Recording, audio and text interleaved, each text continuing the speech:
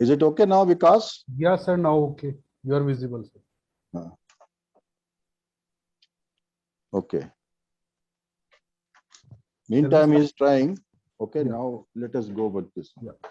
I would like to seek permission from Dr. S.K. Sinha and today's speaker, Dr. Rajiv Chaudhary, to start the program. Please go ahead, please. Thank you, sir. Adar Abhinandan Abhar. A very good evening and warm welcome to one and all. I am Vikas Sharma and I am the moderator for today's session. I would like to thank today's speaker, Dr.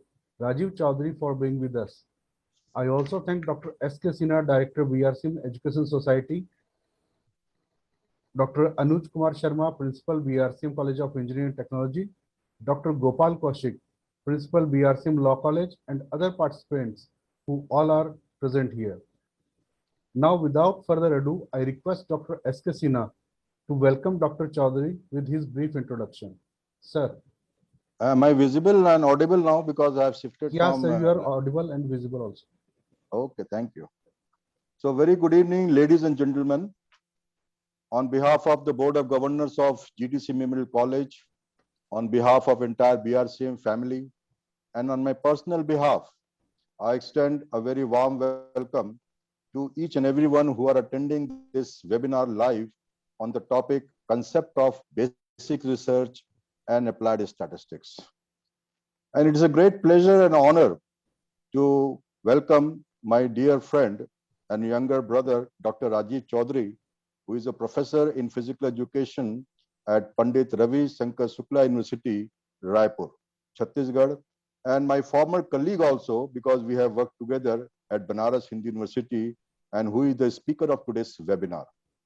I also extend a very warm welcome to all my principals, heads, the faculty members, the staff, the students, and all the participants, those who are witnessing this live webinar on the above topic. As you all know that BRCM Education Society is organizing a series of webinar, and in that series, today, GDC Memorial College is organizing a webinar jointly in collaboration with our BRCM Education Society on the above topic. And this topic, which we have kept it, it is for the purpose of that everybody should get benefit of this, especially our faculties and the postgraduate students, those who are there attending this program and who are willing to pursue PhD programs in near future, and those who are also gearing up for our NET exams or JRF, Junior Research Fellowship exams, those who want to clear, and this topic is going to help them all.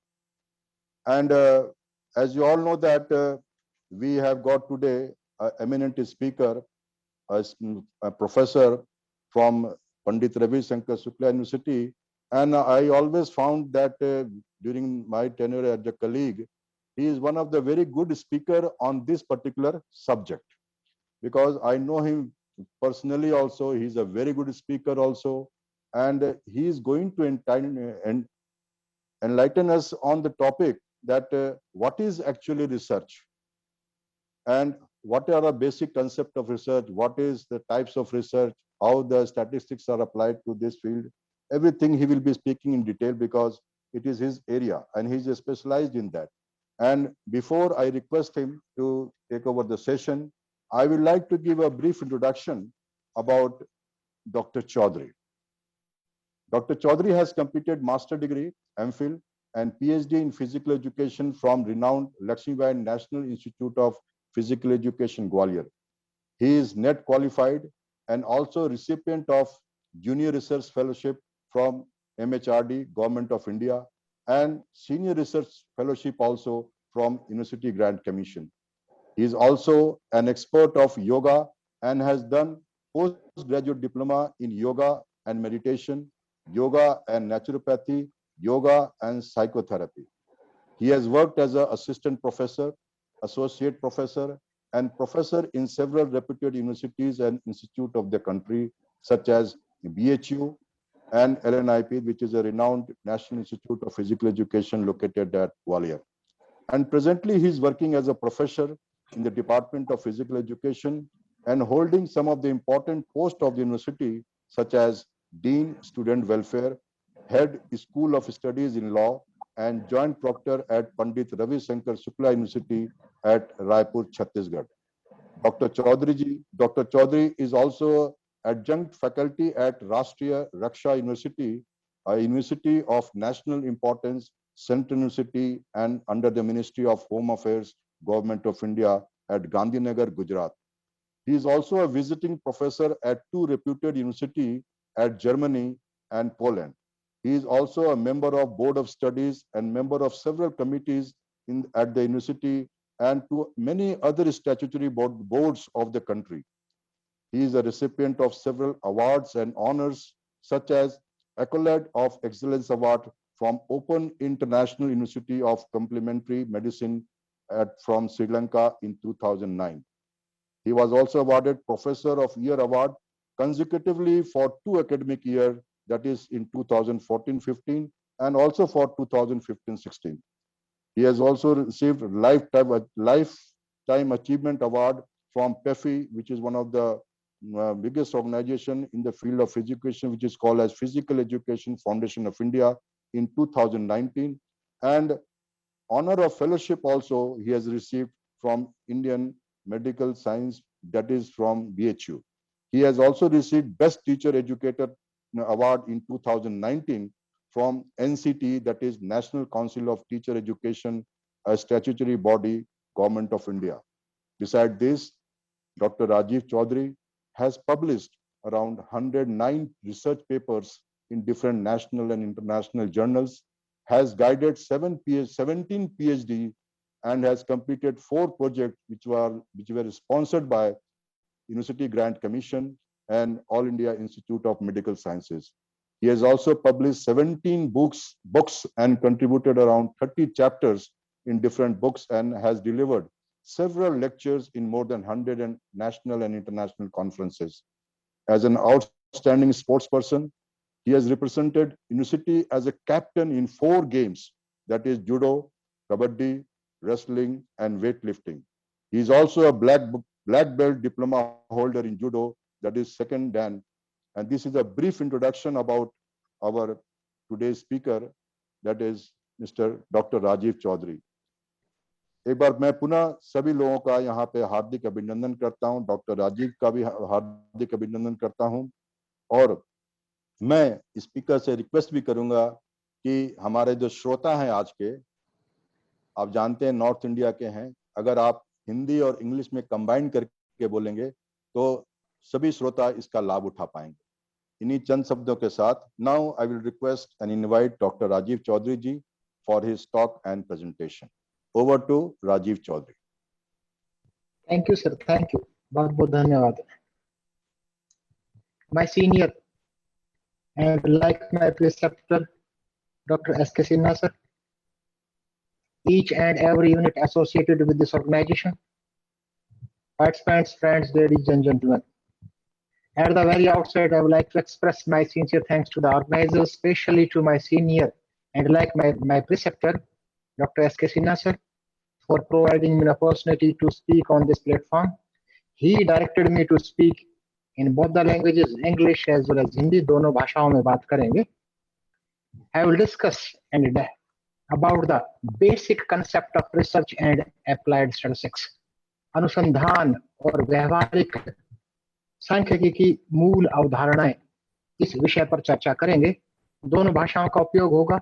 उससे पहले I would like to share comment in relation to the significance of research. अनुसंधान या शोध के बारे में के महत्व को प्रदर्शित करता है यह कथन मैं आप सबके समक्ष साझा करना चाहूंगा. Anything without research is like shooting an arrow into the air and then looking for the target to catch it with. इससे अधिक रिसर्च की महिमा में क्या कहा जा सकता है.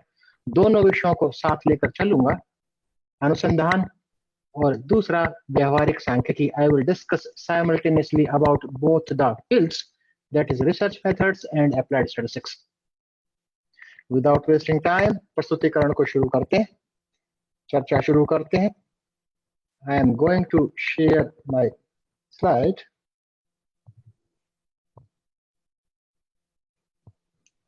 Sir, is it visible on the full screen? Yeah, perfect, sir. Okay, thank you. I will discuss in detail about the basic concept of research and applied statistics. मैं अपनी बातों को, अपने प्रस्तुतिकरण को आप सबके समक्ष ठीक से पहुंचा पाऊं, उसके लिए I divided my presentation to different parts. पूरे प्रस्तुतिकरण को विभिन्न भागों में विभाजित किया गया है. First, I will discuss about the meaning of research. Sinha sir ने मुझे आदेशित किया था कि बिगनर्स हैं, कुछ ऐसे हैं कि जो हो सकता है पहली बार इस विषय पर सुन रहे हो, तो पहले मीनिंग की बात करेंगे, अर्थ की बात करेंगे. उसके बाद टाइप्स की बात करेंगे. I will discuss in detail about the different types of researches. Since the individuals from different fields, maybe from the field of applied statistics, maybe from the field of business research, maybe from the field of engineering researches, maybe from the field of medical sciences, they are attending this lecture. So I will discuss about the different types of researches. The important part, that is in the third part, I will discuss in detail about the steps. उन सब चरणों की बात करेंगे कि आरंभिक रेखा हमारी क्या होगी और आगे कैसे बढ़ना है. और अंतिम भाग में, इस प्रस्तुतिकरण के अंतिम भाग में बात करेंगे डेटा एनालिसिस की, आंकड़ों के विश्लेषण की, कि हाउ टू एनालाइज डेटा, कि किस सांख्यिकी तकनीक का उपयोग किस जगह पर हमें करना चाहिए, किस स्थिति में हमें करना चाहिए, कि in which situation we have to use different statistical tools, maybe parametric in nature, maybe non-parametric in nature. तो let us start today's story. आज की कहानी शुरू करते हैं. Meaning of research. रिसर्च की बात, यदि हम बात करें, केवल derived approach की बात करें, शाब्दिक अर्थ की बात करें, एक सामान्य सी भाषा, कि this consists of two words, re and search. हम सब जानते हैं कि रिसर्च दो शब्दों से मिलकर बना है, री और सर्च. एक सामान्य, एक डिराइव्ड अप्रोच की बात करें तो इसमें दोनों शब्दों का हम अर्थ जानते हैं कि re means again, search means to find out. तो in conclusion we can say that to find out again and again is known as research. Hindi में एक शब्द के माध्यम से कहें तो पुनरावृत्ति. लेकिन एक प्रश्न हम सबके मस्तिष्क में उपजता होगा कि when the truth is established, जब एक बार सत्य स्थापित हो गया, then what is the need to find out again and again? उसके बाद बार बार पुनरावृत्ति की क्या आवश्यकता है? इसको जानना अति आवश्यक है आगे बढ़ने के लिए. उससे पहले एक बात और करते हैं कि कोई भी कार्य हम जीवन में करते हैं, कहीं ना कहीं से हम आरंभ करते हैं और ना कहीं उसकी फिनिशिंग लाइन होती है, अंतिम रेखा होती है. तो अनुसंधान के क्षेत्र में भी, in the field of research also, there will be a starting line and there will be a finishing line. And the question arises, what will be the starting line? कि आरंभिक रेखा क्या होगी, कहां से शुरू करते हैं हम? We start from a problem, समस्या से शुरू करते हैं, and this ends at solution. दो बातें हो चुकी हैं. Derived approach के अनुसार तो to find out again and again is known as research. और जो दूसरी बात हुई है कि it starts from problem, ends at solution. जब एक समस्या है, उस समस्या का हमें समाधान मिल गया, then what is the need to resolve this again? इसको समझने के लिए let us take a hypothetical example. एक परिकल्पनापूर्ण उदाहरण लेकर चलते हैं. एक फर्स्ट क्लास का कोई एक विद्यार्थी है, छोटा बच्चा है, स्कूल में गया, टीचर ने उसको सिखाया एडिशन, जोड़ जमा करना, और अंत में 2, 4, 5 दिन बाद उसकी परीक्षा ली गई.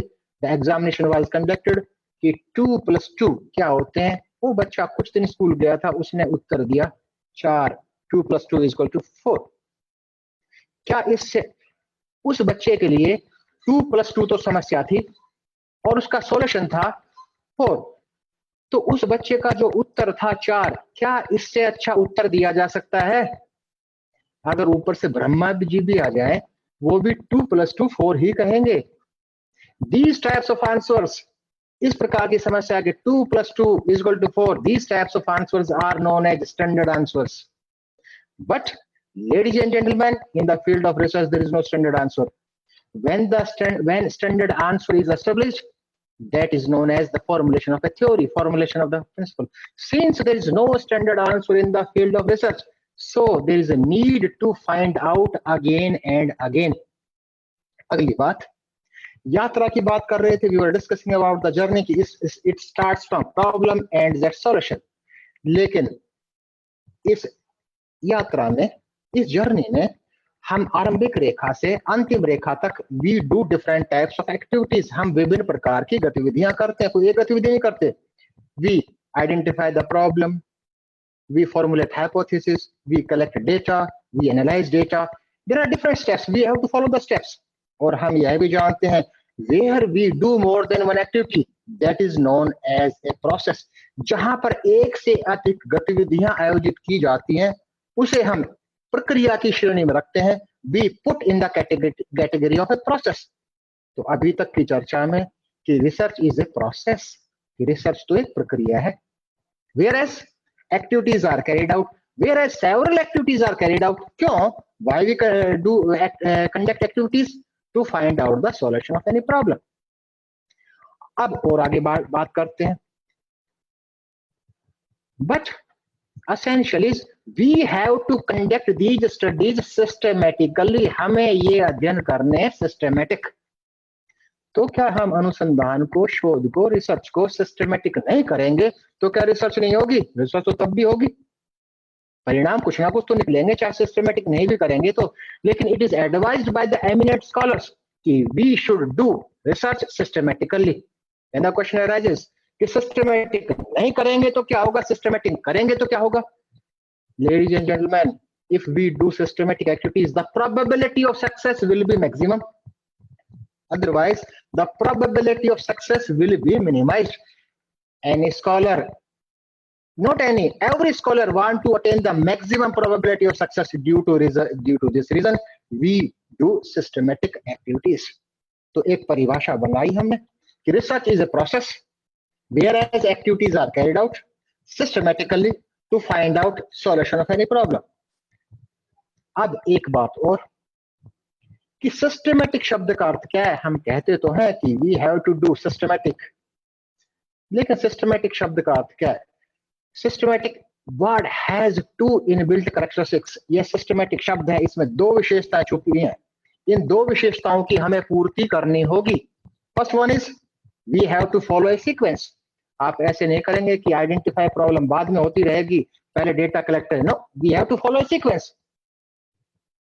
That is an essential inbuilt characteristic of systematic work. Another is most important, it should be well defined. Well defined means every individual should lead to the same type of conclusions. ऐसा ना हो कि उसका अर्थ मैं कुछ समझूं, आप कुछ समझे, तीसरा कुछ समझे। तो कुल मिलाकर दो बातें हुई। एक तो परिभाषित किया हमने अनुसंधान को कि एक ऐसी यात्रा है जिसमें विभिन्न गतिविधियां आयोजित की जाती हैं, जिसमें एक से अधिक गतिविधियां आयोजित की जाती हैं, ऐसी प्रक्रिया है और समस्या का समाधान निकाला जाता है। लेकिन सभी गतिविधियां हम सिस्टमेटिक करते हैं। It means these should be well defined and we have to follow the sequence. एक और महत्वपूर्ण बात जो यहाँ उठकर आएगी, what is the origin of problem, कि प्रॉब्लम का ओरिजिन क्या है? क्या है ब्रह्मांड समस्या विहीन नहीं हो सकता था? क्यों नहीं हुआ? अगर प्रॉब्लम नहीं होती तो समस्याएं नहीं होती तो रिसर्च की आवश्यकता नहीं थी। यही मानना चाहिए। यदि प्रॉब्लम से शुरू होती है तो, यदि प्रॉब्लम से आरंभ होती है तो what is the origin of any problem?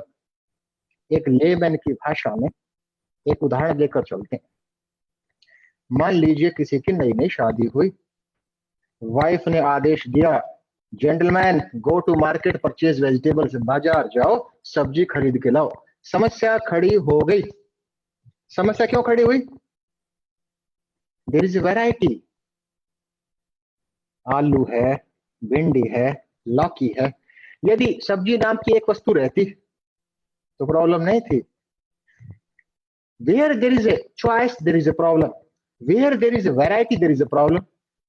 Where there is a choice means, लेकिन ये वैरायटी और चॉइस ये दोनों शब्द तो ऐसे दैनिक भाषा के हैं, लेकिन हम तो बात कर रहे हैं, we are talking about research. तो एक शब्द आया, where there is a variance there is a problem, where there is a scatteredness and compactness, where there is a possibility of scatteredness and compactness, that is there will be problem. लेकिन variance भी ऐसा शब्द है that is associated purely with applied statistics, but we are talking about research. तो एक शब्द आया variable. The origin of any problem is variable except literature researches.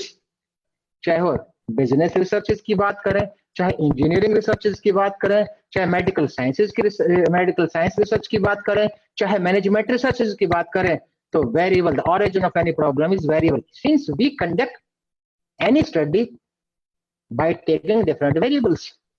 Hindi में कहते हैं चर, कि चर के चयन के बाद चर को के आधार पर ही हम विभिन्न अनुसंधान या शोध कार्य को आयोजित करते हैं.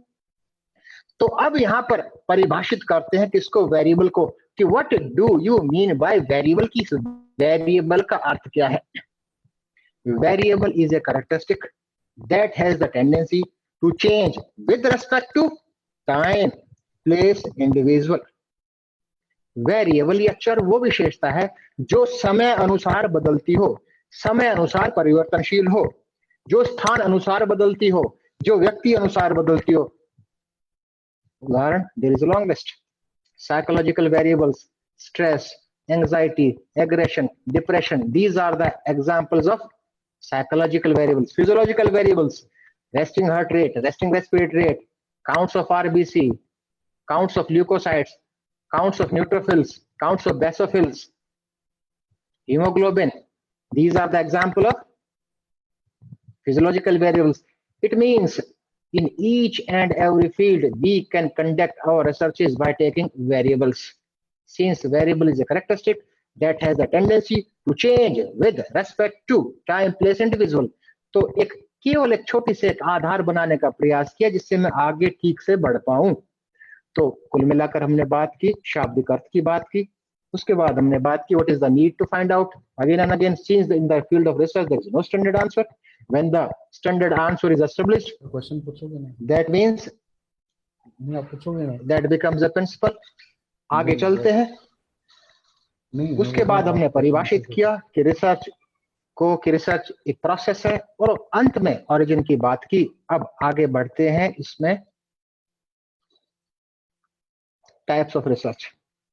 Since we all are from different fields, हम सब अलग अलग क्षेत्रों से हैं, अलग अलग क्षेत्रों से हैं, तो इसके लिए हमें विभिन्न प्रकार की रिसर्चेस के क्लासिफिकेशन के बारे में जानना होगा. जहां क्लासिफिकेशन की बात करें, यदि मैं आपसे प्रश्न पूछूं, if I ask A question from you, कि जेंटलमैन आप जितने भी सहभागिता कर रहे हैं इस कोर्स में जितने भी आप पार्टिसिपेट कर रहे हैं, क्या इसको क्लासिफाई कर सकते हैं? आप में से कहेंगे यस सर. देन आई से यस, क्लासिफाई, वर्गीकरण कीजिए. आप कहेंगे sir males and females. Then I will ask, तब मैं पूछूंगा कि भाई क्यों क्लासिफाई किया, तो आपका उत्तर होगा कि sir I classified on the basis of gender.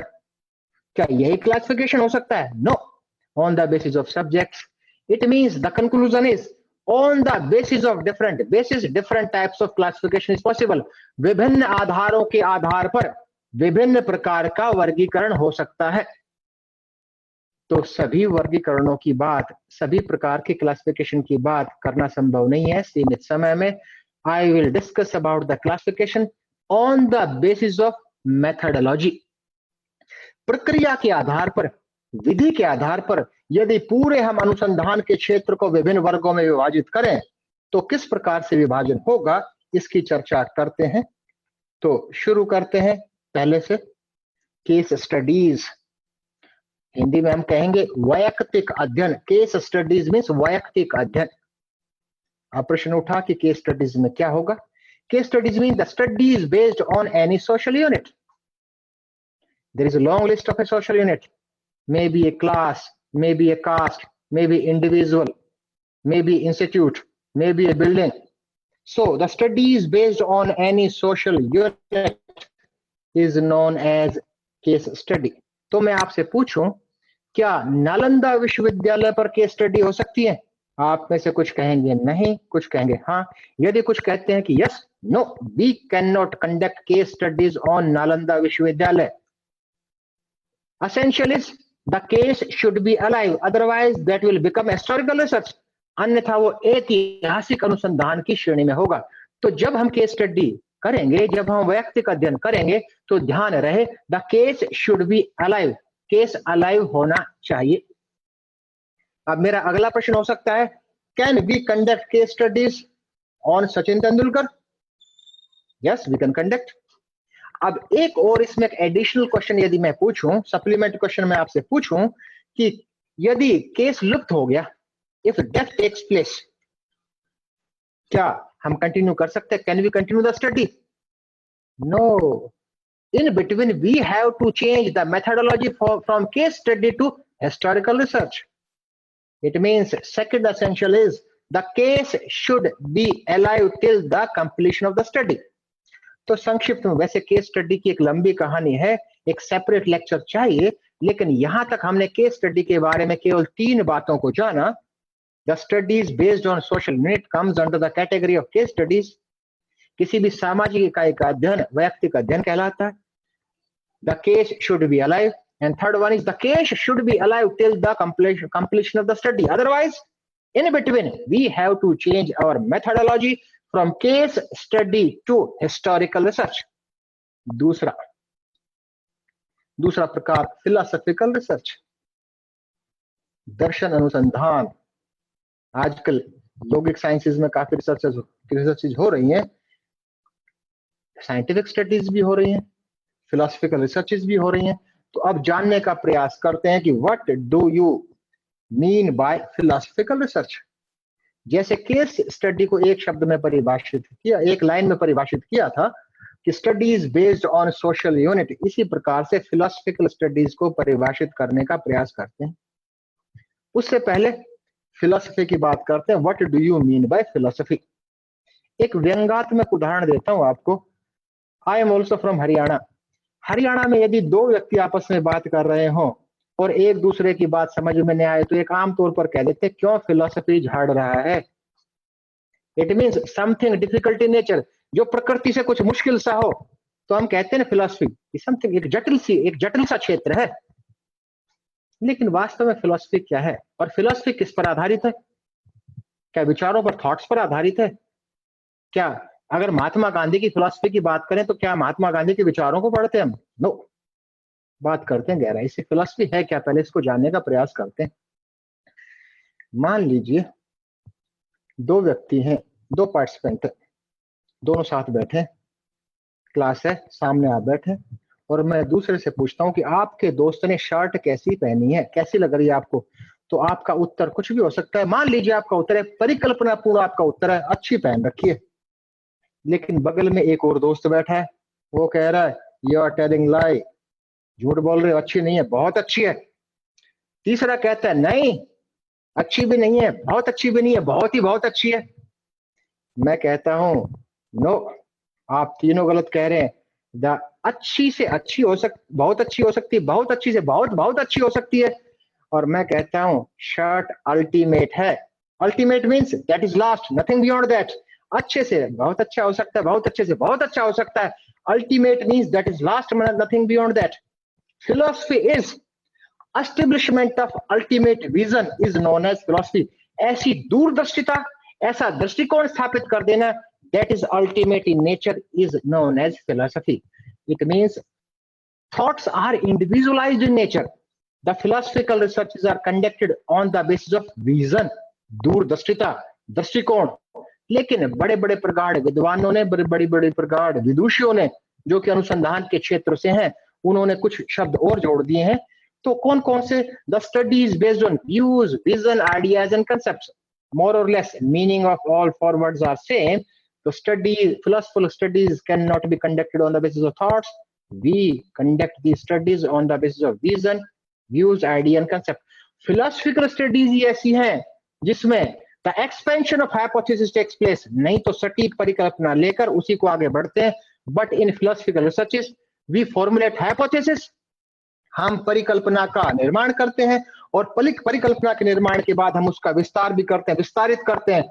We expand hypothesis. लेकिन केस स्टडीज भी बहुत कम आपको देखने को मिलेंगी, फिलोसफिकल स्टडीज भी बहुत कम देखने को मिलेंगी. अगले तीसरे प्रकार के अध्ययन की बात करते हैं, हिस्टोरिकल रिसर्च. केस स्टडीज की बात हुई थी, studies based on social unit. Philosophical studies की बात हुई थी, studies based on vision, views, ideas and concepts. अब हिस्टोरिकल रिसर्च सामान्य भाषा में तो आप कहेंगे ना कि studies based on past. is known as historical research? No. Every past cannot be considered as history. आप में से इतिहास के क्षेत्र से कुछ होंगे तो मेरी बात से सहमत होंगे। लादेन का नाम आपने सबने सुना होगा। लादेन ने कितना जनसंहार किया, कौन कौन से इवेंट घटित किए, that is a part of history. लेकिन लादेन ब्रेकफास्ट में क्या करता था, लंच में क्या खाता था, डिनर में क्या खाता था, that can not be considered as a part of history. It means history is a study of meaningful past. As a researcher, the investigator has to identify whether I am going to conduct my study on the basis of meaningful past or not. Meaningless past की बात तो नहीं कर रहे हम। So historical researches are the studies based on meaningful past only. So we have to identify whether we are going to conduct our studies on the basis of meaningful past or not. Historical researches भी बहुत कम आपको देखने को मिलेंगी। अगली बात करते हैं सर्वे स्टडीज। इस स्लाइड में ही साइज को थोड़ा बढ़ा दिया गया। इसका अर्थ हुआ कि सर्वे स्टडीज सबसे अधिक आयोजित की जाती है। किसी भी क्षेत्र की बात करें, आप किसी भी क्षेत्र को ले लीजिए, सर्वेक्षण अध्ययन से लाइब्रेरीज, पुस्तकालय भरे पड़े हैं। तो सर्वे स्टडीज की बात करते हैं, इसको थोड़ा विस्तार से चर्चा करेंगे। Case studies are independent in nature. क्यों केस स्टडी कोई भी करे, विधि एक ही होगी, प्रक्रिया एक ही होगी। We will follow the same procedure. Philosophical studies are also independent in nature. Historical researches are also independent in nature, but we can conduct survey studies by adopting different methodologies. Survey study, सर्वेक्षण अध्ययनों का आयोजन विभिन्न प्रक्रियाओं को अपनाकर किया जा सकता है। तो सभी की चर्चा कर पाना तो संभव नहीं है। तो बात करते हैं कि कौन कौन सी प्रक्रियाएं हो सकती हैं। I will discuss about important ones. तो इंपॉर्टेंट वंस में से पहली बात करते हैं, पहले तो अर्थ की बात करते हैं कि what do you mean by survey studies. Survey study means the studies based on present. Since we collect data on the basis of the present status, कि वर्तमान परिप्रेक्ष्य में यदि हम आंकड़ों का एकत्रीकरण करते हैं तो वो अध्ययन कहलाएगा सर्वेक्षण अध्ययन। तो पहला सर्वेक्षण कैसा हो सकता है? कंपेरेटिव स्टडीज, लाइब्रेरी बड़ी पड़ी है कि we compare by taking any variable, we compare different groups. Example, comparison of anxiety between males and females, comparison of aggression between rural and urban, comparison of anxiety between arts, commerce and science students। एक परिकल्पनापूर्ण उदाहरण है। इस प्रकार से मिलते जुलते उदाहरण किसी भी क्षेत्र में लिए जा सकते हैं। It means first we select the variable and we select the group, and the groups will be considered as independent variable, वो स्वतंत्र चर की श्रेणी में होंगे। जैसे एग्जाम्पल के तौर पर comparison of anxiety between males and females. So this gender will be considered as group.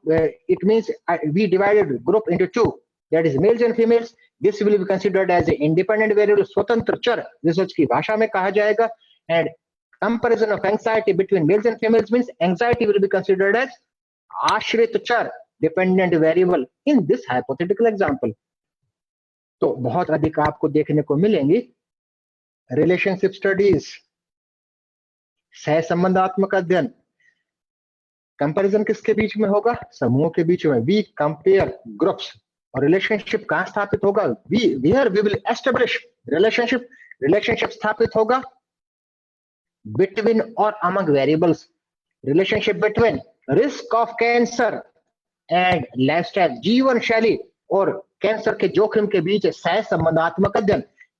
In this hypothetical example, we selected two variables, risk of cancer and lifestyle, and we established the relationship, और positive और significant relationship आता है। उस आधार पर कहते हैं yes, यदि हम रिस्क में नहीं रहना चाहते हैं कैंसर के में, then we should change our lifestyle. Estimation of the blood glucose level on the basis of lifestyle. These types of studies can be conducted in any field. लेकिन एक महत्वपूर्ण बात अनुसंधानकर्ताओं का, विद्वानों का यह भी मानना है कि on the basis of relationship studies we can not establish cause and effect relationship. सह संबंधात्मक अध्ययन के आधार पर कॉज एंड इफेक्ट रिलेशनशिप स्थापित नहीं कर सकते, क्योंकि कई बार बाय चांस भी संभावना है। कैसे? एक परिकल्पनापूर्ण उदाहरण की बात करते हैं। किसी अनुसंधानकर्ता के दिमाग में आया दो वेरिएबल, एक रिलेशनशिप टाइटल फ्रेम किया, एक शीर्षक का निर्माण किया, relationship between the size of shoe and intelligence, जूते के आकार का बौद्धिक क्षमता के साथ सहसंबंध, और स्टडी की रिलेशनशिप स्थापित किया by applying a correlational technique, suppose by applying Pearson's product moment method of correlation, और result आया yes there is a positive significant relationship between the size of shoe and intelligence, तो बड़ा अटपटा सा परिणाम आया कि यदि किसी को अपनी बौद्धिक क्षमता बढ़ानी है तो अपने जूते का साइज बढ़ाइए। तो इलॉजिकल एक रिजल्ट्स हो सकते हैं। It means to establish the cause and effect relationship we have to conduct experimental studies, लेकिन ये जरूर है कि रिलेशनशिप स्टडीज हमें एक मार्गदर्शन प्रदान करती हैं, एक हमें सोच प्रदान करती है कि yes in this field we can conduct experiments. सबसे अच्छा सर्वेक्षण माना जाता है प्रिडिक्शन स्टडीज। प्रिडिक्शन का हिंदी में आता है भविष्यवाणी, लेकिन अनुसंधान करता भविष्यवाणी नहीं करता। Appropriate word is estimation studies. तो कुछ अनुसंधान करता है इसको प्रिडिक्शन स्टडीज की श्रेणी में रखते हैं, कुछ अनुसंधान करता है इसको एस्टिमेशन स्टडीज की श्रेणी में रखते हैं, और कुछ कहते हैं इसको कि प्रोग्नोस्टिकेशन स्टडीज, और कुछ कहते हैं इसको प्रोफेसिव स्टडीज। प्रचलन में चार नाम है, prediction studies, estimation studies, prognostication studies और progressive studies. Example is prediction of, पहले एक प्रिडिक्शन मींस भविष्यवाणी कैसे हो सकती है। प्रिडिक्शन कि हम करते क्या है इसमें, what we do in this, what we do in prediction, prognostication, prophecy और एस्टिमेशन स्टडीज। एक इसमें भी एक परिकल्पना को उदाहरण लेकर चलते हैं। एक महिला ने बच्चे को जन्म दिया, बच्चा 2, 4, 5 दिन का है, लड़का पैदा हुआ है, और लड़का, समाज ही ऐसा है कि लड़का पैदा होता है जश्न का माहौल। और हरियाणा में तो सारे रिश्तेदार इकट्ठे हो गए, दादा दादी, नाना नानी, मामा मामी सब इकट्ठे हो गए, लड़का पैदा हुआ है। जिस महिला ने बच्चे को जन्म दिया था उसकी पड़ोस में एक सहेली, खास प्रगाढ़ मित्र, वह भी आई हुई है बधाई देने के लिए कि आप बड़ी भाग्यशाली हैं। बगल में बैठी है महिला, लेटी हुई है, बच्चा बगल में लेटा हुआ है, महिला कुर्सी पर बैठी है, गौर से देख रही है, सारे रिश्तेदार घूम रहे हैं, बच्चे को देख रही है, माँ को देख रही है, और अपनी दोस्त उस बच्चे की माँ के कान में कहती है यू आर वेरी लकी, आप बड़ी भाग्यशाली हैं। तो उसने पूछा कि भाग्यशाली क्यों? बोला इसलिए भाग्यशाली है कि आपका बेटा बड़ा होकर 6.5 फुट का बनेगा। ऐसी वो कैसी अंतर्यामी थी? She was intelligent lady। उसने देखा दादा दादी, मम्मी पापा, नाना नानी सब 6.5 फुट के, तो बननी है 6.5 फुट की। She predicted unknown on the basis of known। अज्ञात के आधार पर, वर्तमान स्टेटस के आधार पर भविष्य को प्रिडिक्ट कर दिया, एस्टिमेट कर दिया, अनुमान लगा दिया। In the field of sports sciences, prediction of judo performance on the basis of motor qualities। Business में prediction of the sale of any product on the basis of the quality. तो हम अज्ञात की भविष्यवाणी करते हैं, कैसे? थोड़ी चर्चा करेंगे समय मिला तो। By establishing regression models, by using linear regression, by using multiple regression, by using logistic regression, by using multinomial regression. अब अगली बात करते हैं, चर्चा की आवश्यकता नहीं है, लाइब्रेरी भरी पड़ी है। Descriptive study on the basis of descriptions by using measures of central time, by using the descriptive measures. तो एक अध्ययन की और बात करते हैं, इसमें एक प्रकार के अध्ययन की और बात करते हैं। लास्ट में एक प्रकार और है, वो है एक्सपेरिमेंटल स्टडीज। एक्सपेरिमेंटल स्टडीज प्रायोगिक अध्ययन। लेमैन की भाषा में, सामान्य भाषा में तो हम कहेंगे the studies based on future is known as experiment. लेकिन एक सामान्य भाषा में, लेकिन एक टेक्निकल भाषा में, एक्सपेरिमेंट की भाषा में भी बात करने का प्रयास करते हैं। तो let us take an example, let us take an hypothetical example. एक परिकल्पनापूर्ण उदाहरण लेकर चलते हैं। छोटा सा example, effect of morning walk on blood pressure. सुबह की सैर का ब्लड प्रेशर पर प्रभाव, कि क्या ब्लड प्रेशर पर कुछ प्रभाव पड़ेगा सुबह हम सैर करेंगे थे। तो इन दिस हाइपोथेटिकल एग्जांपल में, एक परिकल्पनापूर्ण उदाहरण में, रिसर्च की भाषा में इंडिपेंडेंट वेरिएबल कहेगा ट्रीटमेंट। ट्रीटमेंट क्या है इसमें हमारा? Morning walk will be considered as independent variable and blood pressure will be considered as dependent variable in this hypothetical example। जिसका प्रभाव देखा जा रहा है, बिगिनर्स के लिए बात कर रहा हूं मैं, जिसका प्रभाव हम देख रहे हैं वो स्वतंत्र चर है और जिस पर प्रभाव देखा जा रहा है वो आश्रित चर है। और इस परिकल्पनापूर्ण उदाहरण में morning walk independent variable, blood pressure dependent variable. Change in dependent variable, क्या जो हम ये एक्सपेरिमेंट करेंगे, मॉर्निंग वॉक करवाएंगे तो क्या ब्लड प्रेशर पर मॉर्निंग वॉक ही प्रभाव डालेगा? क्या साथ साथ दूसरे फैक्टर्स भी प्रभाव डालेंगे? डेली रूटीन है, फूड हैबिट्स है, सोशल बैकग्राउंड है, हेरिडिटी है, लाइफस्टाइल है। तो चेंज इन डिपेंडेंट वेरिएबल, ध्यान दीजिए बहुत महत्वपूर्ण बात है। चेंज इन डिपेंडेंट वेरिएबल, जो इस एग्जांपल में ब्लड प्रेशर में change in dependent variable only due to independent variable, जो कि क्या है? Morning walk is known as treatment variance, change due to treatment. लेकिन हमेशा ऐसा संभव नहीं होता, साथ साथ कुछ कंफाउंडिंग और एक्सटेनियस वेरिएबल भी अपना प्रभाव डालते हैं, कोई बाह्य चर भी अपना प्रभाव डालते हैं। तो उसके कारण से जो परिवर्तन हुआ that is known as error variance. Experimental research experiment is maximization of treatment variance and minimization of error variance is known as experiment। तो एक अनुसंधान करता प्रयास करता है to maximize treatment variance and to minimize error variance। In any experimental research we cannot eliminate error variance। A researcher can only minimize the error variance। Due to that reason we conduct several studies on the level of on a particular level of significance in social sciences। In humanities we conduct our researches at 95% confidence level। It means we use 0.05 level of confidence significance। It means we are 95% confident about the study and our significance level is 5%। On the other hand, in medical sciences, in engineering researches, we conduct our studies at 0.01 level of significance। It means we are 99% confident and we have 1% significance level। They believe that we conduct our studies in controlled conditions।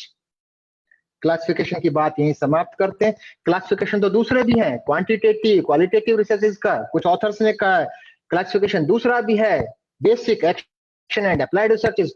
लेकिन यहां पर केवल एक वर्गीकरण की चर्चा की गई है और उस वर्गीकरण का आधार है on the basis of methodology. यदि प्रक्रिया के आधार पर पूरे अनुसंधान के क्षेत्र को विभाजित किया जाए तो 5 भागों में विभाजित किया है: case studies, classificatory studies, historical researches, survey studies and experimental studies.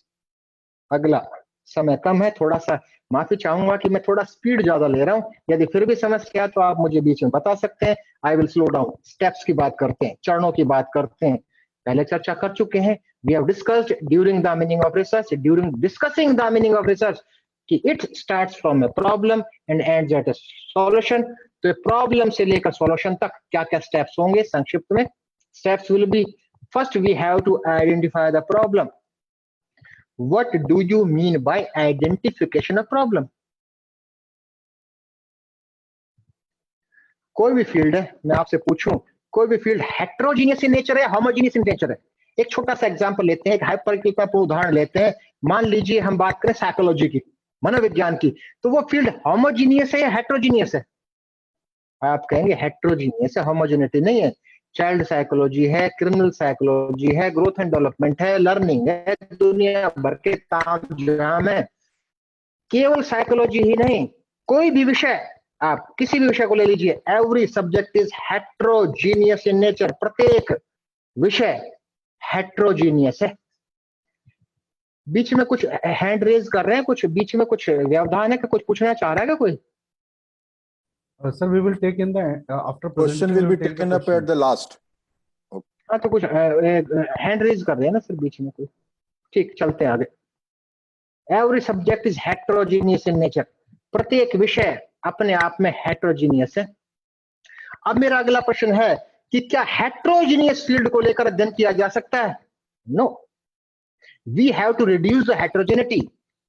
अब पूरे साइकोलॉजी के क्षेत्र से अनुसंधानकर्ता ने कहा कि I am interested in child psychology, और क्या चाइल्ड साइकोलॉजी भी होमोजीनियस है, हेट्रोजीनियस है? वो भी हेट्रोजीनियस है. It means reducing the heterogeneity of any subject is known as identification of problem. Then the question arises, to which extent we have to reduce the heterogeneity? कि किस हद तक हम अपने heterogeneity को, अनेकता को सकरा करें, reduce करें till the selection of the variable. तो title writing is the part of the identification of problem. Selection of variable is also the part of the identification of problem. So in case of the title, I will suggest कि बड़े बड़े प्रकार विद्वानों ने suggest किया है कि यदि टाइटल का निर्माण करते हैं during the identification of problem, तो टाइटल में हमें 3 बातों का ध्यान रखना चाहिए. First one should be the title, पहला होना चाहिए क्या अनिवार्यता होनी चाहिए? The title should talk about variables. हमारा परिकल्पनापूर्ण उदाहरण था ना एक्सपेरिमेंटल स्टडी का, effect of morning walk on blood pressure. ये टाइटल हुआ, तो टाइटल में एक्स वेरिएबल की चर्चा है. Morning walk is considered as independent variable and blood pressure is considered as dependent variable. Effect of morning walk on blood pressure. दूसरी बात जो ध्यान में रखनी चाहिए, title should talk about methodology. शीर्षक को पढ़ते ही हमें पता चल जाए कि which methodology is used in this study, कि किस प्रक्रिया का उपयोग किया गया. For example, a philosophical study is on, a comparative study on, a relationship study on, a prediction study on. तो जो हमारा शीर्षक है इफेक्ट ऑफ मॉर्निंग वॉक, क्या इसमें मेथोडोलॉजी की चर्चा है? यस. जहां इफेक्ट शब्द का यूज किया, effect means this is experimental study. Next one is, एक अच्छे शीर्षक में देखिए जो मैं बता रहा हूं, अगर इसके अतिरिक्त शीर्षक है, इसका अर्थ ये नहीं है कि वो शीर्षक गलत है, कि टाइटल गलत है. एक अच्छे शीर्षक की निशानी की बात कर रहे हैं. The title should talk about population. इसका मतलब जो आज का हमारा परिकल्पनापूर्ण उदाहरण था, effect of morning walk on blood pressure, इसमें पॉपुलेशन का की चर्चा नहीं. तो एक इस टाइटल को पूर्ण करते हैं, effect of morning walk on the blood pressure of BRCM management students. तो हमारा पॉपुलेशन इसमें एक की चर्चा कर दी कि the study is conducted on BRCM management students. Again I repeat, एक अच्छे शीर्षक के लिए कहा गया है, the title should talk about variable, the title should talk about methodology, the title should talk about population. तो आइडेंटिफिकेशन ऑफ प्रॉब्लम भी लंबी कहानी है, लेकिन केवल 1 घंटा लगभग समय है, तो उसमें जितना चर्चा हो पाएगा उस according to that I will proceed. Next one is formulation of hypothesis. Then we have to formulate hypothesis. What do you mean by hypothesis? परिकल्पना क्या है? एक आम तौर पर हमेशा मैं अपने स्कॉलर से सुनता हूं प्री assumption, पूर्व अनुमान लगा लेना. No, every assumption cannot be considered as hypothesis. There should be a base to formulate hypothesis. कई स्कॉलर्स कहते हैं कि sir null hypothesis considered as the best. क्यों? अगर नल हाइपोथेसिस अच्छी है तो दूसरी हाइपोथेसिस का उपयोग तो कभी होना ही नहीं चाहिए. No, that depends on the situation.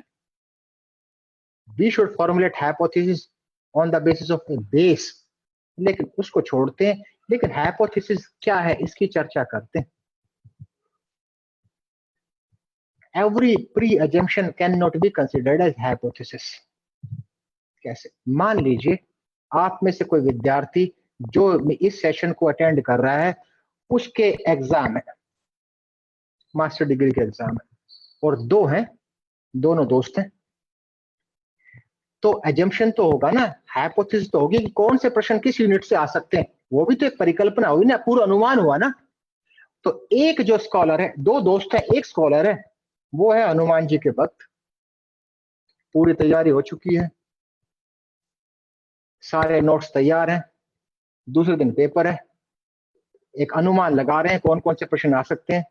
और वो जो नोट्स का रजिस्टर है हनुमान जी की तस्वीर के सामने रख दिया, अगरबत्ती 5 लगा दी, और राम राम, क्योंकि हनुमान राम के भक्त हैं, राम राम करके आंख बंद करके पन्ना खोला, कोई भी रैंडमली, एक तो ये प्रश्न आएगा, दूसरा खोला एक ये प्रश्न आएगा, और 5 प्रश्न तैयार कर चला गया. है तो अजम्पशन ना, प्री अजम्पशन है. तो this can not be considered as hypothesis. दूसरा था, पिछले 10 साल के पेपर थे, ये आया था, ये आया था, ये आया था, ये आया था, अब ये आने की संभावना है। तो these types of assumptions are known as hypothesis. It means every intelligent assumptions are known as hypothesis. Every assumption cannot be considered as a hypothesis. लेकिन जैसे पहले उदाहरण में, इस परिकल्पनापूर्ण पहले उदाहरण में, पहले स्टूडेंट का बेस क्या था? हनुमान जी। दूसरे स्टूडेंट का बेस क्या था? Previous years papers. तो इस प्रकार से अनुसंधान के क्षेत्र में हमारा बेस क्या होगा? Literature is considered as a base to formulate hypothesis. Null hypothesis तो तभी अप्रोप्रिएट है when there is no literature available, कि जिस क्षेत्र का आप काम कर रहे हैं उससे संबंधित कोई कार्य हुआ ही ना हो। इन that case we will take null hypothesis. There will not be any significant effect of morning walk on blood pressure. यदि मॉर्निंग वॉक का रिलेशनशिप कहीं ब्लड प्रेशर पर अध्ययन हो चुके हैं, how you can formulate null hypothesis? There are different types of hypothesis. ये भी एक डिबेट का इशू है। There are 3 different types of hypothesis जो आज प्रचलन में है आजकल: रिसर्च हाइपोथेसिस, स्टैटिस्टिकल हाइपोथेसिस, और जो बेस्ट जो मानी जाती है, that is known as operational hypothesis, that is specific to your study. लेकिन इसको यहीं छोड़ते हैं। अब है डेटा कलेक्शन, क्योंकि एक महत्वपूर्ण बात मैं 15 से 20 मिनट लूंगा। सबसे महत्वपूर्ण भाग है मेरा डेटा एनालिसिस का। यदि यहां अधिक चर्चा करेंगे तो वो पार्ट मिस होगा हमारा। डेटा कलेक्शन, परिकल्पना के निर्माण के बाद अनुसंधानकर्ता आंकड़ों का एकत्रीकरण करेगा। हम पूछते हैं कैसे करोगे? बोले सर रैंडम टेक्निक। रैंडम क्यों अच्छी होती है? क्या रैंडम सैंपलिंग ही अच्छी है? स्ट्रेटिफाइड रैंडम है तो उसको छोड़ते हैं। अभी बात करते हैं, एक शब्द आपने सुना होगा, frame. What do you mean by frame? Photo frame. Photo frame is, photo है उसकी बाउंड्री है ना, फोटो फ्रेम। उसी प्रकार से पॉपुलेशन का भी फ्रेम होता है। Population frame is knowledge of each and every unit of the population. यदि उसका ज्ञान होता है, it means the frame is known. जैसे मेरा एग्जांपल था, hypothetical example, BRCM management students. The frame of the population in this hypothetical example is BRCM management students. तो क्या किसी भी अनुसंधानकर्ता को, शोधार्थी को फ्रेम का ज्ञान अपने अध्ययन का होगा या नहीं होगा? क्या बिना फ्रेम के स्टडी हो सकती है, पॉपुलेशन के फ्रेम के ज्ञान के बिना? आप कोई कहेगा हाँ, कोई कहेगा नहीं, नहीं भी हो सकती है। वो एग्जाम्पल, सोनीपत के जेब कतरों पर अध्ययन। अगर सोनीपत के 10 जेब कतरे आपको मिल गए, पिक पॉकेटर्स मिल गए, इसका अर्थ ये नहीं है कि 10 ही हैं। कोई नहीं कहेगा कि I am a pickpocketer. Frame may be known, frame may not be known.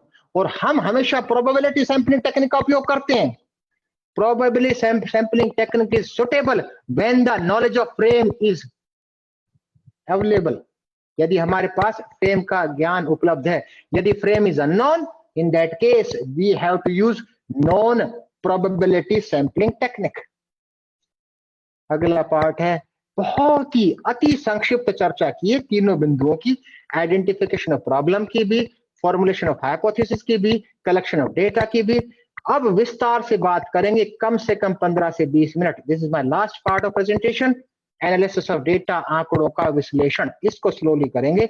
सबसे महत्वपूर्ण बात है, हो सकता है अब तक की बातों में सब कुछ आप जानते हो। आई एम श्योर कि अब जो चर्चा करेंगे उसमें से कुछ नई बातें जरूर आपके समक्ष में पहुंचाने का प्रयास करूंगा। आंकड़ों का विश्लेषण कैसे करेंगे? बाय यूजिंग स्टैटिस्टिकल टूल्स, सांख्यिकीय तकनीकों को अपनाकर। But statistical techniques has some limitations.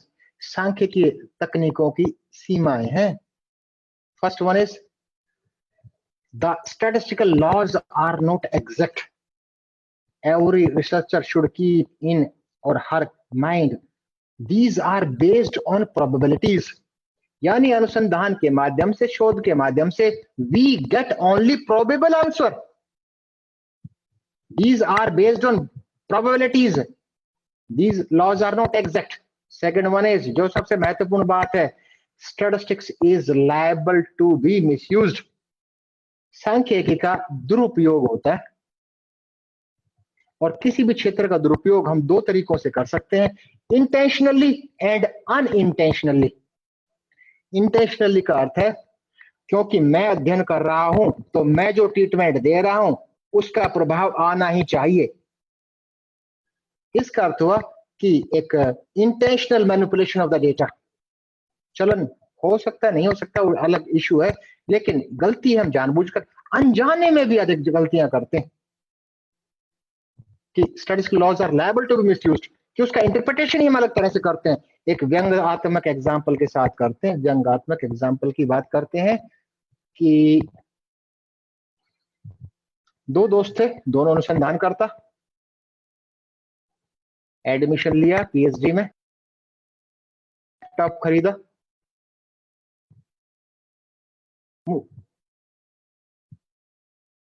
मुझे म्यूट कर दिया, नहीं sir, you are okay, mute कर दिया था ना शायद, you are unmuted sir.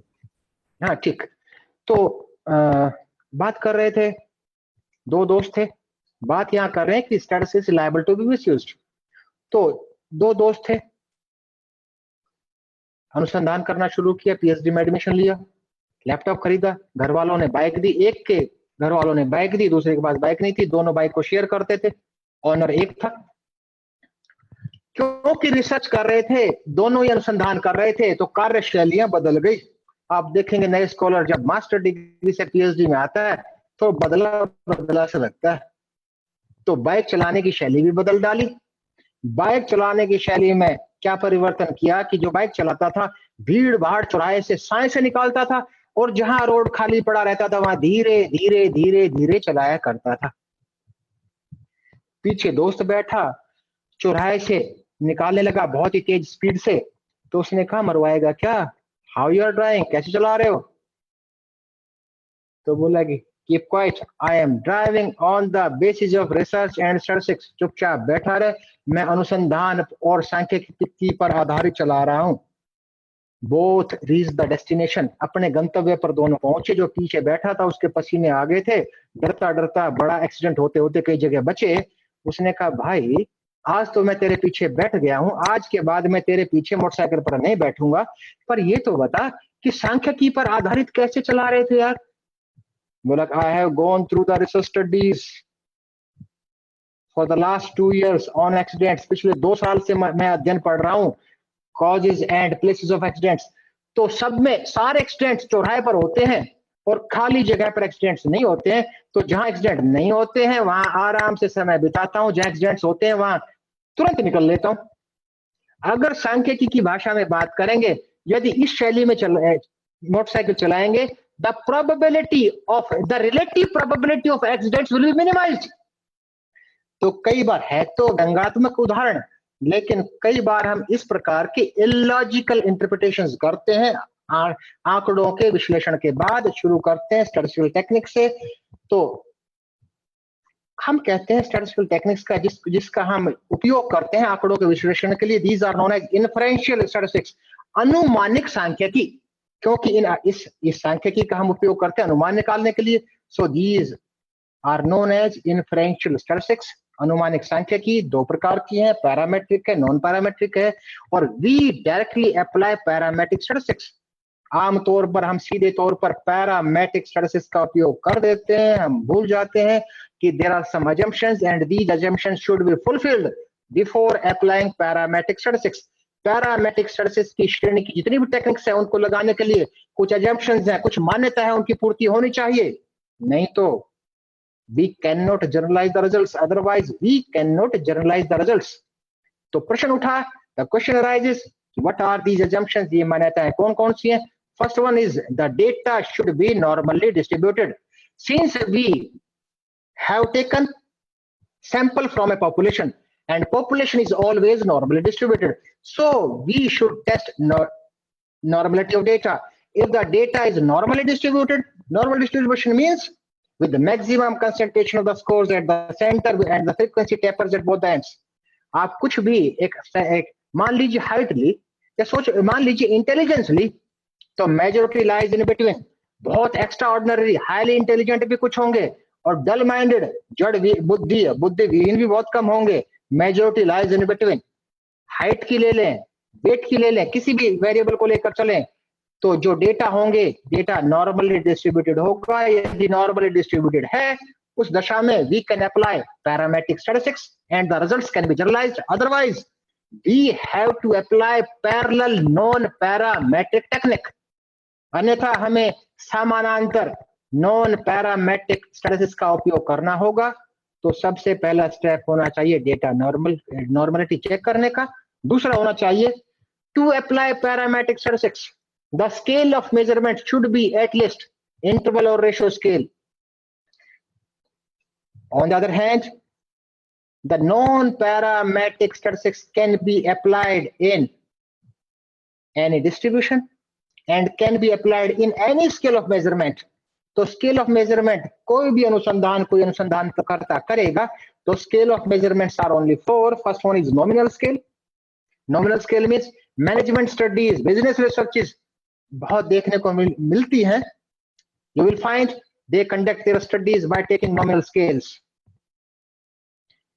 When we collect data in the form of a frequency or counts, number of males, number of females, number of agree, number of disagree, number of excellent, that the score will be of discrete series.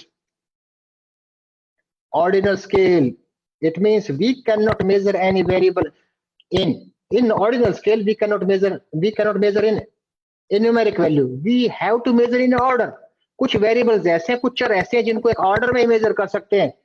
गृहिणी है, घर में पोंछा लगा रही थी, पोंछा लगाते लगाते कमर में जर्क लग गया, डॉक्टर के पास पहुंची ट्रीटमेंट के लिए। डॉक्टर ने पूछा, madam what is the severity of pain, दर्द का स्तर क्या है, severity of pen.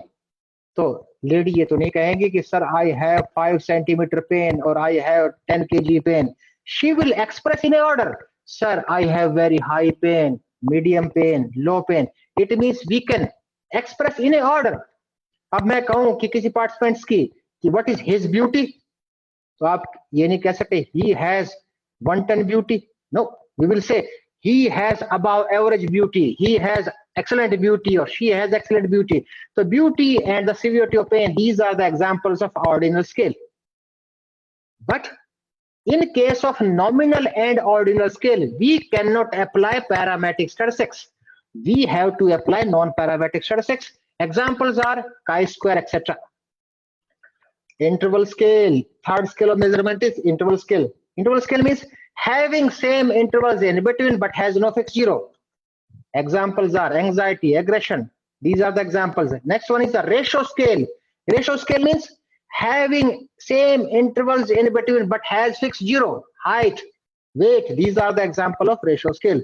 So to apply parametric statistics, the scale of measurement should be always interval or ratio scale. We cannot apply in nominal and ordinal scale. So there is no need to apply any tool to test the scale of measurement. Scale of measurement को जानने के लिए किसी standard test के उपयोग की आवश्यकता है नहीं है। क्यों? एक अनुसंधानकर्ता के पास इतना ज्ञान और विवेक है जिसके आधार पर वो निर्धारित कर सकता है, ज्ञात कर सकता है कि स्केल ऑफ मेजरमेंट क्या है। But to test the normality we have to apply a test. Normality check करने के लिए हम किसी ना किसी विधि का उपयोग करेंगे। तो उसके लिए थोड़ा वेरिएबल्स का जानना जरूरी है। क्लासिफिकेशन की बात होती है तो जैसे हमने क्लासिफिकेशन ऑफ रिसर्च की बात की थी, तो we classified on the basis of methodology and we classified into 5 different categories. In the same manner, I am going to classify this variable on the basis of causal model. Causal model means on the basis of causal model, if we classify all the variables into different parts, is classified in the independent, confounding, and confounding may be of 2 types, intervening and extraneous, and third one is dependent variable. संक्षिप्त में इन hypothetical example क्या था हमारा? Effect of morning walk on blood pressure of BRCM management students. इसमें independent variable क्या हुआ? Morning walk. Dependent variable क्या हुआ? Blood pressure. Confounding variable daily routine, age, heredity, humidity, all comes under the category of a confounding variables. And confounding variable may be of two types: intervening variables that cannot be controlled, and extraneous variable that can be controlled. Example is age. By taking the subjects of the same group, we can conduct, since our purpose is to control the effect of extraneous variables. अगला है, if we classify on the basis of unit of measurement, we classify into different categories. Nominal scale चर्चा हो चुकी है, जो dichotomous भी हो सकता है. Dichotomous means having two ends. Gender is a dichotomous variable. We have only two options, male or female. Example is, in case of responses, yes or no, having dichotomy, having two ends. Next one is polytomy, is when categorical. Race, Japanese, Indian, Chinese. Ordinal scale चर्चा हो चुकी है, when we measure in order. Interval scale चर्चा हो चुकी है, when we having same intervals in between but has no fixed zero. Last ratio scale की भी चर्चा हो चुकी है, having same intervals in between but has a fixed zero. अब last part of my presentation, उसके बाद एक दो सांख्यिकी तकनीकों को लेकर चलेंगे यदि आपकी इच्छा होगी तो पहला स्टेप होना चाहिए किसी भी अनुसंधानकर्ता के पास सामने कि to check the normality. Then the question arises, how to check the normality. Normality को चेक कैसे करें? There are three ways by using that we can check the normality. हमारे पास तीन प्रक्रियाएं उपलब्ध हैं जिनको के उपयोग से हम डेटा की नॉर्मेलिटी को चेक कर सकते हैं. The first one is descriptive statistics, second one is a graphical method, third one is a formal test, जो बनाए गए हैं जिनकी संरचना ही केवल नॉर्मेलिटी को चेक करने के लिए की गई है. Let us start with the, अब शुरू करते हैं डिस्क्रिप्टिव स्टैटिस्टिक्स. डिस्क्रिप्टिव स्टैटिस्टिक्स का नाम आते ही हमारे पास हमारे सामने पिक्चर आती है measures of central tendency and measures of variability की. Mean, median, mode, range, quartile deviation, mean deviation, standard deviation, kurtosis, skewness. No, all these measures are not required. हम अपने रिसर्चेस में जो हम कोई भी स्टैटिस्टिकल सॉफ्टवेयर जो टेबल डिस्क्रिप्टिव स्टैटिस्टिक्स की देता है, हम यूं ही कॉपी करके पेस्ट कर देते हैं, उसमें से वैल्यूज यूजलेस होती हैं. To check the normality, only four measures are required. First one is skewness, second one is standard error skewness, third one is kurtosis, fourth one is standard error kurtosis. तो skewness की value उसके standard error से जो expected range में हो, then we can accept and we may proceed, we can apply parametric statistics. Second one is a graphical method, QQ plots. By the help of a graphical method, we can test the normality. Formal tests, there is a long list of formal tests. I listed only four: KST, Kolmogorov-Smirnov test, SWT, Shapiro-Wilk test, ADT, Anderson-Darling test, RJT, Ryan-Joyner test. ये चार formal test प्रचलन में है to test the normality. क्यों check कर रहे हैं normality? We are going to decide कि whether we have to apply parametric or we have to apply non-parametric statistics. तो अब प्रश्न उठा कि तीनों विधियों में से किस विधि का उपयोग करें. लेकिन सबसे महत्वपूर्ण बात कि testing normality depends on sample size. जो न्यायादर्श का आकार है वो प्रत्येक आकार में एक ही विधि नहीं हो सकती. जो अर्लियर कंसेप्ट था, specially in humanities and social sciences, एक कंसेप्ट था small sample and large sample. Small sample means if we conduct any study by taking less than 30 subjects comes under the category of small sample. If we conduct any study by taking 30 or more than 30 subjects, that comes under the category of large sample. No, by statisticians, सांख्यिकी के प्रगाढ़ विद्वानों द्वारा यह अवधारणा परिवर्तित कर दी गई है. Instead of these two sample sizes, now the sample sizes are three. Small sample concept is same, less than 30 considered as a small sample. Next is moderate sample size. If we conduct any study by taking in between 30 to 100 subjects, that is considered as the size of a moderate sample. If we conduct any study by taking more than 100 subjects, that comes under the category of large sample. But exceptions are there in clinical researches. Small sample का तरीका normality check करने का अलग होगा, moderate का अलग होगा, large का अलग होगा. Let us discuss one by one, एक के बाद एक चर्चा करते हैं. Testing normality of small sample size. Only one sentence answer is there. There is no need to test. Always assume that data is non-normal in nature. कि आंकड़े प्रकृति से non-normal है. So we have to apply parallel non-parametric statistics. Again, I repeat, exceptions are there. If we conduct study in a controlled condition, in that case, yes, we can test the normality also. But that is 100% applicable in case of humanities and social sciences researches. Next one is moderate sample size. How to test the normality of moderate sample size? विधियां कितनी है हमारे पास? 3. कौन कौन सी? Descriptive, graphical method, formal test. तो तीनों में से किसका उपयोग करें? The sequence will be first apply formal test. चाहे KST लगाएं, कॉलमगर और स्मिरो टेस्ट लगाएं, शापिरो-विल्क टेस्ट लगाएं, एंडरसन डार्लिंग टेस्ट लगाएं या रेयान जॉयनर. रिजल्ट क्या होगा? रिजल्ट कहेगा नॉर्मल है या नॉर्मल नहीं है. यदि उसके परिणाम कहते हैं data is non normal, then accept the result and apply parallel non parametric technique. यदि रिजल्ट कहते हैं कि नॉर्मल है, then do not rely 100% on the result given by formal test. 100% भरोसा मत कीजिए परिणाम पर जो कि फॉर्मल टेस्ट ने दिए हैं. Cross test by using remaining 2 methods, that is descriptive statistics as well as graphical method. तीनों कहें तभी मानिए, अन्यथा पैरेलल नॉन पैरामेट्रिक टेक्निक का उपयोग कीजिए. Testing normality of large sample size. How to test? First apply formal test. Formal test का उत्तर क्या होगा? उत्तर यही होगा, यस और नो, नॉर्मल और नॉन नॉर्मल. यदि कहता है कि नॉर्मल है, then accept the result. There is no need to cross test and apply parametric. लेकिन मॉडरेट में तो हमने क्रॉस टेस्ट किया था, यहां क्रॉस टेस्ट क्यों नहीं कर रहे? रीजन इज, तर्क है इसका कि these formal tests are very accurate in case of large samples, but these are very sensitive in case of moderate sample size, क्योंकि लार्ज सैंपल को ध्यान में रखकर ही बनाए गए हैं. यदि ये रिजल्ट कहते हैं in case of large sample कि डेटा नॉर्मल नहीं है, मॉडरेट सैंपल में कहा गया था डेटा नॉर्मल नहीं है, तो हमने रिलाय कर लिया था, पैरेलल टेक्निक लगा दी थी, नॉन पैरामेट्रिक. यहां पर नो, बहुत कम संभावना है लार्ज सैंपल नॉन नॉर्मल होगा. Then cross test by using remaining 2 methods. दोनों मेथड्स को ध्यान से क्रॉस टेस्ट कीजिए.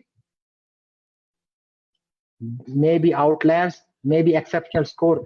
कोई हो सकता है कि एक आंकड़े ने पूरे डिस्ट्रीब्यूशन का कबाड़ा कर दिया हो सामान्य भाषा में, तो जिसने कबाड़ा किया है उसको एलिमिनेट करना अनइथिकल इशू नहीं है. तो है तो लंबी कहानी, जो मुझे सिन्हा सर ने समय आवंटित किया था उससे अधिक समय हो चुका है. कहानी तो बहुत लंबी है, भविष्य में कभी समय मिला तो मैं कहानी की चर्चा करूंगा. तो अगेन अब बड़ी एक इंटरेस्टिंग या बड़ी पिच वो कहानी है इसके बाद कि जी sir. Just you can take another 5 minutes so that we can conclude. It's already time is going to up very soon. Okay sir. Thank you sir. Statistical techniques को we divide into 2 parts, parametric, non-parametric. 3, 4, 5 techniques की बात कर लेते हैं. ठीक समझने के लिए पैरामेट्रिक को we divide into 2 categories, 2 वर्गों में बांटते हैं, कंपैरेटिव एंड रिलेशनशिप. कंपैरेटिव विभिन्न प्रकार की हो सकती है, जहाँ तुलना करते हैं, कंपैरिजन बिटवीन 2 ग्रुप्स. 2 समूह की तुलना करनी है तो किस टेक्निक का यूज करते हैं? T test. हम आंख बंद करके टी टेस्ट का उपयोग कर देते हैं? No, there are different types of T test. कि किस टी टेस्ट का उपयोग कब? 2 ग्रुप से अधिक है तो एनालिसिस ऑफ वेरिएंस का यूज करते हैं. कोवेरिएट है साथ तो एनालिसिस ऑफ कोवेरिएंस का यूज करते हैं. रिलेशनशिप में भी विभिन्न प्रकार के रिलेशन है. अब बात करते हैं आज केवल यही चर्चा करेंगे, comparison between 2 groups. The technique which is used to compare 2 groups is known as t-test. But comparison can be performed in 3 different ways. First one is independent t-test. Example is comparison of anxiety between males and females. कि males और females में anxiety के बीच तुलनात्मक अध्ययन. We have to independent groups. Design का नाम होगा स्टैटिक ग्रुप कंपैरिजन डिजाइन, स्थिर समूह तुलनात्मक विकल्प. और by using independent t-test we compare the group. Next one is dependent t-test. It means independent t-test is used to conduct surveys. Survey भी कौन सा? Comparative survey. And dependent t-test is used to conduct experiments. Effect of morning walk on blood pressure. We have two different scores, pre-test and post-test. Independent T test में भी दो column थे, दोनों independent थे, स्वतंत्र थे, मेल्स फीमेल्स. यहां पर dependency is there, pre versus post. तो independent T test is used to compare two independent groups to conduct surveys, and dependent t-test is used to conduct experiments. Last part of the today's story, आज की कहानी का अंतिम भाग, one sample t-test. One sample t-test is used to compare a group with a specified constant. In management researches, this technique is used. Example is comparison of the production of different companies with a target. It means they are comparing the production of companies with a single specified constant, that is target. And another example may be prediction of the anxiety level of the females of BRCM University with the anxiety level of Brahm Kumar Shivani. यानी BRCM की महिलाओं की anxiety level की तुलना हम एक value से कर रहे हैं, किससे? A specified constant, a fixed value, a normative value, that is the anxiety level of Brahm Kumari. So we have discussed in detail about the application of simplest techniques in the field of applied statistics, that is independent t-test, dependent t-test, and one sample t-test. Again, I express my sincere thanks to organizers, especially to my senior and like my preceptor, Sinha sir. Sinha sir said that a friend, I am not his friend, he is my preceptor. I express my sincere thanks to him, and I express my sincere thanks to each and every unit associated with this organization. Thank you very much. Over to the organizers, please. Yes. Thank you, sir. Thank you to cover all the topics with interesting examples and logical examples and interesting stories. Now it's time to for question and answer session. So I would like to request participants one by one, they unmute themselves and ask the question. And everyone try to be very short because time is almost, we have taken more than 1.5 hours. And then I will also say in last 2 minutes to conclude the session. Okay. So you can take a few questions only. Yeah, Dr. Jitendra. Good evening, sir. Ji, good evening. Unmute yourself. A single question. What is the minimum requirement for the pages, sir, in dissertation? What is the minimum requirement for? Pages. Pages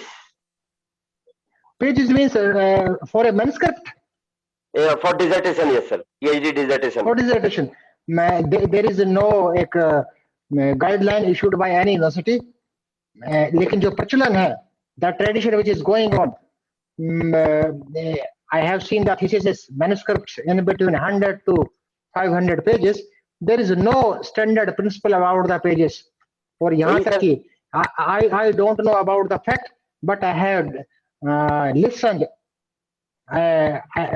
by eminent scholars that the world scientists, they have submitted their thesis in 15, 20, 25 pages also. But Yeah, the shortest dissertation is of only 26 pages by NASH. yes. There is also a record of 17 pages PhD. There Yes, is sir. also a record. So there is no guideline specific that how many pages. There is no guideline. It depends upon the No one can content. answer this question. Brahma ji भी इसका उत्तर नहीं दे सकते. It was a nice session. Thank you, sir. Thank you, thank you. Anybody else? I think Dr. Anuj Sharma. Yeah. Dr. Anuj Sharma, you want to ask, you can ask. Yes, there is no yes. problem. Good evening, sir. First जी, of good all, evening. thank you very much, sir, for your nice presentation.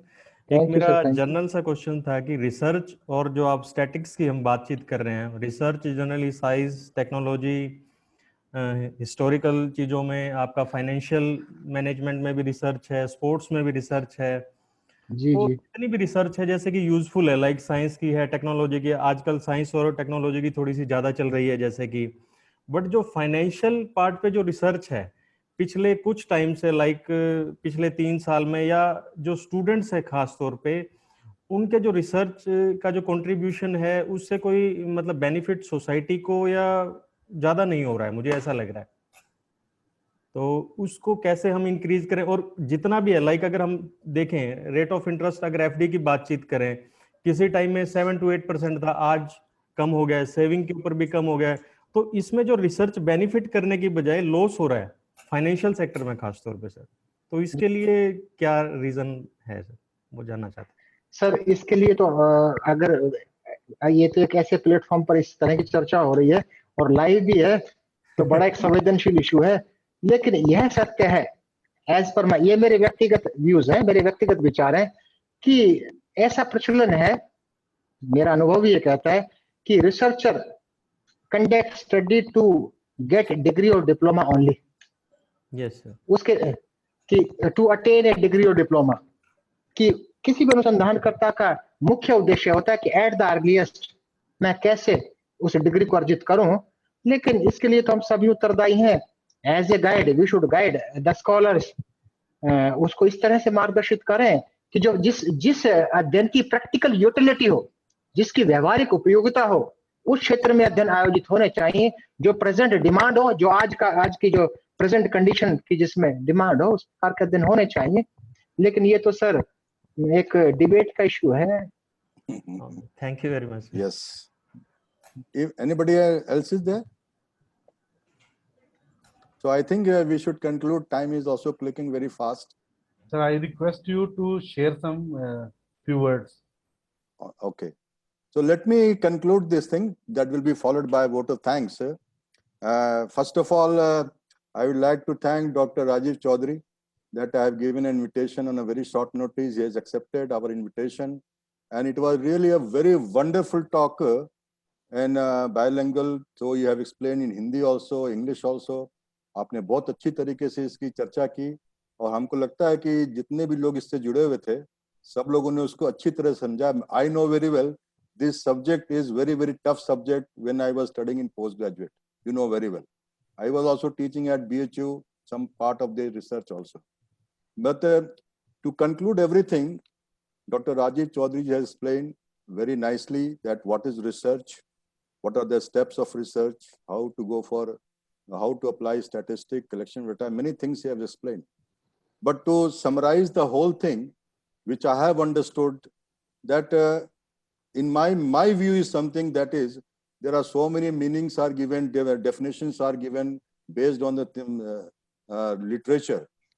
But one thing is clear that research, what we say, in any field, research is always, we say that it is creating of new knowledge by using the existing knowledge, by using the new creative way or innovative methods, only to generate what?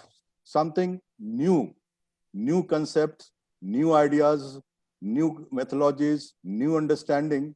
And that has to be there in such a way that whatever the research which we are doing, if it is not contributing to the society, it has got navels. Rightly he has said, nowadays most of the PhD, dissertation, master degree thesis, everything are being done to only fulfill the criteria that if you're going to do PhD, then only you will move to the next stage. So which way I always say, let us go for a knowledge-based education rather than degree and diploma-oriented education, which I always used to say. But one thing, one part was research part, he has explained very nicely. And another thing was, that is statistics. Now, if we talk about the statistics in general, one line answer, it is collection of data and analysis of data. Very simple thing. But there are a lot of processes are involved to find out a solution to a problem which he has explained, that it should be very systematic and it should be scientific and it should be with certain objectives.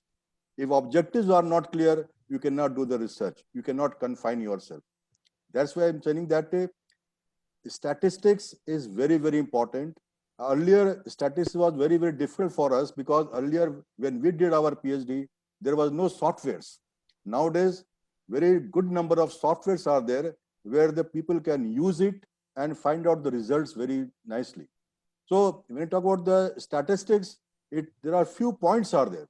You just imagine everything. Yes, nicely said that first is the collection of data, then management of data, then analysis of data, then interpretation of the data, then making some discussions and conclusions. And based on the conclusions, when you come to know that what was the problem, and based on the analysis and interpretation, you always give a solution. And this is only possible when you are applying the right statistic in the right area of studies. But everywhere it is involved, statistics is always giving an idea that what is going on. Right now, every day you see in the paper about COVID statistics. It is coming every day about the world. How they are doing? They are collecting the data all over the world, from India also, from Haryana also, from Bhiwani district also. How they are calculating? Because they are collecting the data, analyzing the data, and they are coming to certain conclusions. And based on that, they are saying whether the COVID patients are increasing or decreasing, death rates are increasing or decreasing. That is also a statistics. And you have to understand what is actual statistics.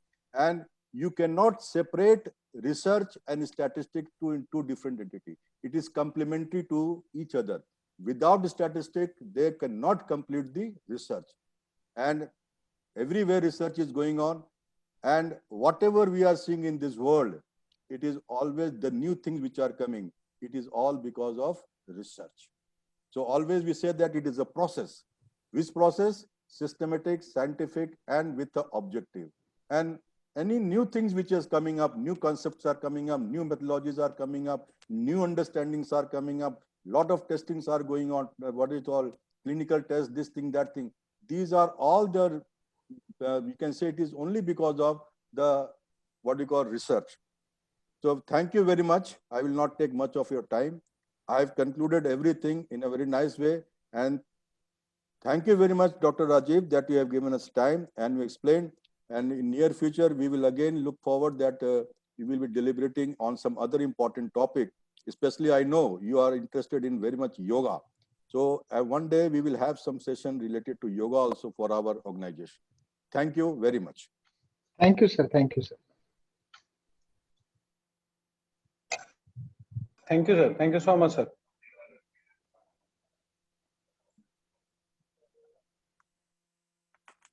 You can go for vote of thanks now. I request Dr. Dr. Sanjay for vote of thanks. Good evening, you all. It is my proud privilege to propose vote of thanks on the occasion of this one-day webinar entitled Basic Concept of Research and Applied Statistics. On behalf of Organizing Committee of GDCMC and BRCM Education Society, I extend a very heartfelt thanks to all dynamic personality present here. I would specially extend my thanks to Dr. Rajiv Chaudhary ji for delivering a highly informative lecture and enriching us with the knowledge of basic concept of research. I must mention our deep sense of appreciation for Dr. S.K. Sinha ji, Director BRCM Education Society, for his kind support, valuable suggestions and guidance from time to time to make this webinar a grand success. I would like to acknowledge the sincere efforts of Sri Vikas Sharma ji to make this event technically successful. I also would like to thank the principals, faculty members, and other staff members of all the institutions managed by BRCM Education Society to make this event successful. At the last, but not the least, I express my sincere thanks to all the participants and dear students for attending the webinar and to make this scientific webinar a grand success. Thank you.